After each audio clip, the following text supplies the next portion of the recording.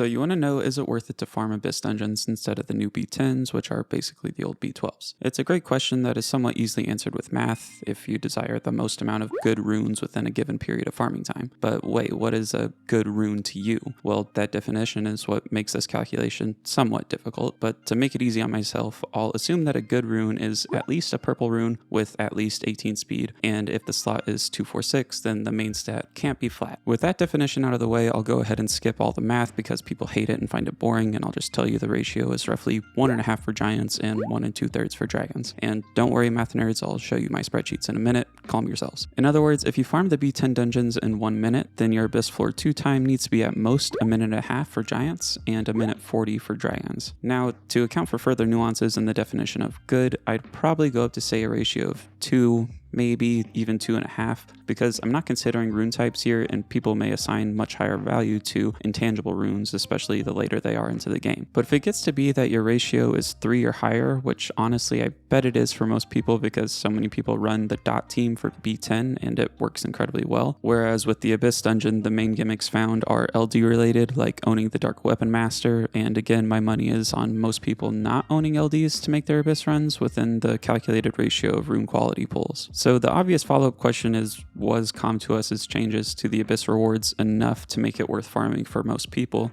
To which the answer, I guess, is I don't know, because I don't know what the average ratio of farming time is for most people. But if I had to put money on it, my bet would be no, it's not worth it for most people. Just keep using your dot team in B10, or just do whatever you want into your account, play it how you want to play it. But with all that out of the way, the remainder of the video is for all my math nerds that get off to spreadsheets. So I kept seeing this question come up, which dungeon is better to farm? Of course, especially when it first came out, because people were noticing like drop rates weren't that much better and the difficulty was much higher. Thankfully, Com2Us did the little buff to it to make purple runes more frequent, but as you'll see, for a lot of people, I don't think it's worth it still. And feel free to agree or disagree once you see more of how I calculated these numbers. These are kind of arbitrary.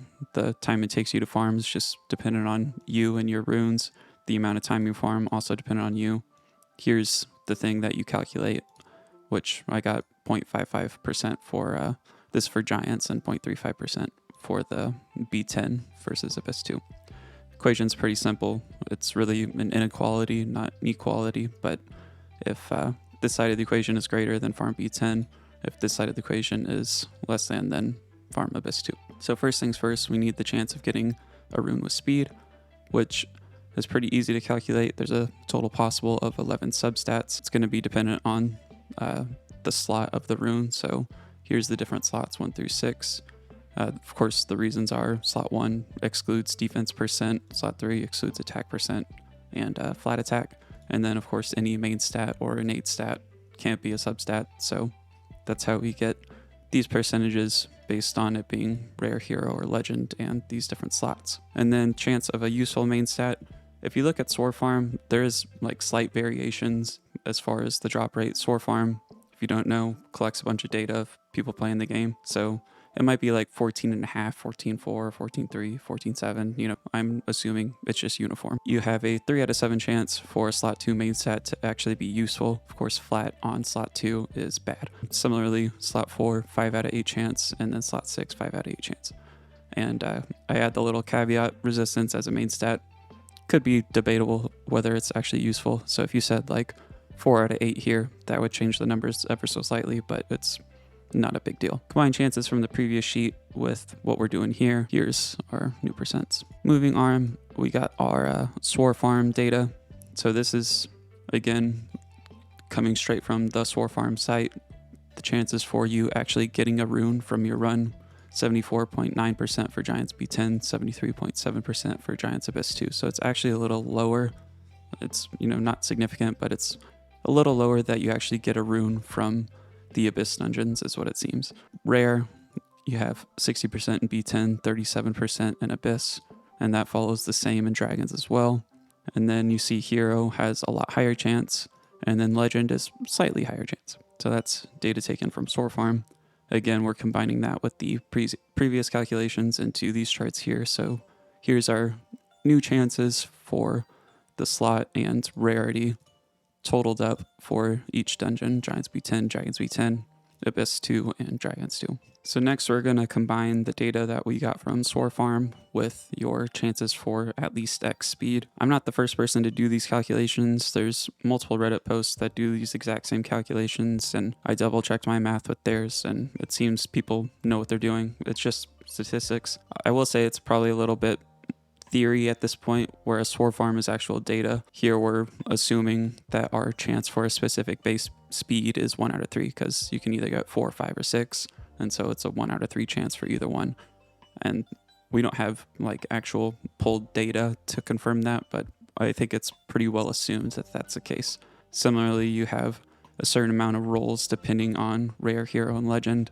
Since rare only has 2 substats, you can only have a max of 2 rolls. Hero max of 3, legend a max of 4, and of course the chances get lower as you go down. So going from this table to this table, we're essentially making it cumulative, so it'll be that once speed actually exists, what's the odds of getting at least this much speed? So of course it's 100% at the top, because if you have speed on the rune, you're for sure having at least 4 speed no matter what, and then we kind of subtract from there this table. So that's how these values are being calculated, and then you multiply that by our data from Sword Farm, and here is our final table that tells us what the percent chance is of getting at least X speed on a good rune, and I'm defining it, my arbitrary good definition, as a purple rune, at least purple rune with 18 speed. So here's where we get our calculated percentages. I'm just adding these two. It's roughly 1.5.